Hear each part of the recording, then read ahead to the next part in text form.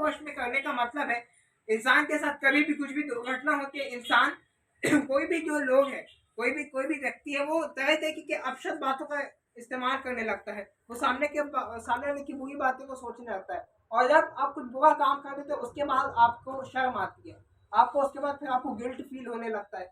इस बात को आप हम देखते हैं इसके बाद। तो इसलिए हमको अपनी जीभ को भी हमको अपने वश में रखना है, क्योंकि परमेश्वर जो है परमेश्वर जो है वो ह्यूमिलिटी को पसंद करता है और प्राइड यानी घमंड को हेट करता है।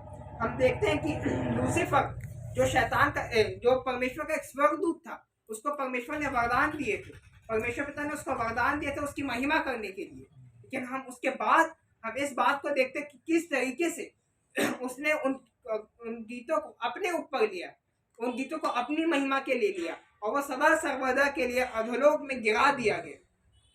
क्योंकि परमेश्वर पिता ने नरक को कभी भी इंसान के लिए कभी भी नरक नहीं बनाया।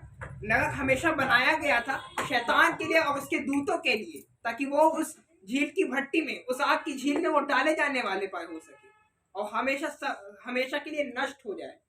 और अगर कोई इंसान नरक जाता है तो वो उसके लिए परमेश्वर रिस्पॉन्सिबल नहीं है। परमेश्वर पिता ने वो सारी चीजें की हैं आपको वार्न करने के लिए, अपना इकलौता बेटा कुर्बान किया। उनके परमेश्वर पिता की आज्ञा को मानना नामुमकिन था। यीशु मसीह आखिर किस पर्पस के लिए आया? ना कि सिर्फ हमको पापों को शुद्ध करने के लिए तो आया, हमने कुछ अच्छी बातें भी सिखा के किया, लेकिन एक और बहुत इंपॉर्टेंट पर्पस था यीशु मसीह का हमारे इस जीवन में आने का, और वो यह था और वो यीशु मसीह का यह था हमारे पर्पस में आने का, एक हेल्पर को प्रोवाइड करना, ताकि हम आज्ञा को मानने वाले हो सके। उस हेल्पर का, उस मददगार का नाम है पवित्र आत्मा। उस पवित्र आत्मा की मांग करो परमेश्वर से और वो तुमको देगा, क्योंकि परमेश्वर का वचन कहता है मांगो तो तुम्हें दिया जाएगा, ढूंढो तो तुम पाओगे और खटखटाओगे तो तुम्हारे लिए खोला जाएगा। यह कहता है परमेश्वर का वचन।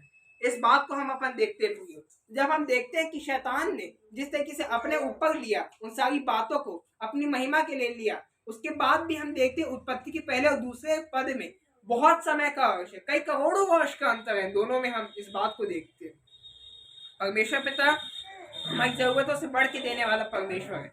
जैसे देखा कि पाप आया है दुनिया में, उससे पहले परमेश्वर पिता ने अपने एक लौटे बेटे को तैयार करके रखा था कि हम अपनी सारी बातों को अपनी बदलने वाले पार हो सके, हम बचाए जाने वाले पार हो सके। इसलिए परमेश्वर पिता ने उनको करोड़ों वर्ष का मौका दिया, अभी भी पश्चाताप करो, लेकिन उन्होंने नहीं किया और सदा सर्वदा के लिए, अनंत काल के लिए आज वो नरक के निवासी बन चुके हैं। हम इस बात को देखते हैं। सबसे खराब, क्योंकि पाप जो पूरे पवित्र शास्त्र में, पूरे बाइबल में है, वो सबसे घमंड करना सबसे खराब बात है। यह सोचना, घमंड करना मतलब होता है यह सोचना आज जो कुछ भी हो, जहां भी हो, जैसे भी हो, तुम अपने उससे हो, तुम परमेश्वर पिता में तुम जो हो, जहां हो, जैसे भी हो, उसमें परमेश्वर पिता का रोल नहीं है।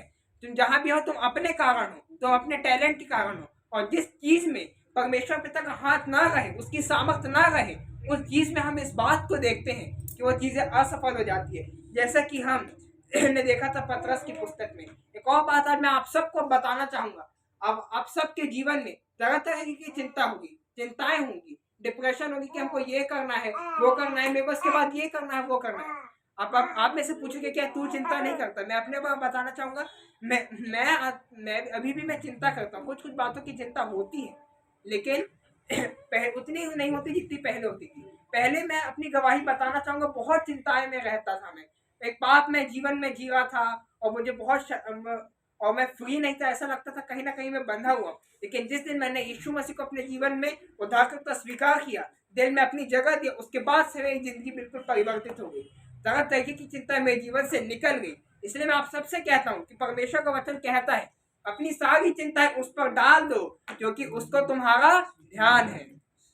परमेश्वर पिता तुम्हारी सारी जरूरतों को परमेश्वर पिता वो जानता है, इसलिए अपनी सारी चिंता को परमेश्वर पिता के ऊपर, परमेश्वर कितना सारी चिंता है, और ये कोई रिक्वेस्ट नहीं है, ये कमांड है। इसलिए अगर तुम चिंता करते हो तो वो भी एक तरीके का पाप होता है। इस बात को हम अपन देखते हैं। अपने परमेश्वर का वचन कहता है सारी चिंता को डालना है। अपन तो देखते हैं कि अपन अपनी एक चिंता डालने को तैयार कर, मेरी पढ़ाई कैसी होगी, मैं इस खेल में और अपने आप को कैसे मैं उन्नति करूंगा, अपने जीवन में मैं कैसे उन्नति करूं,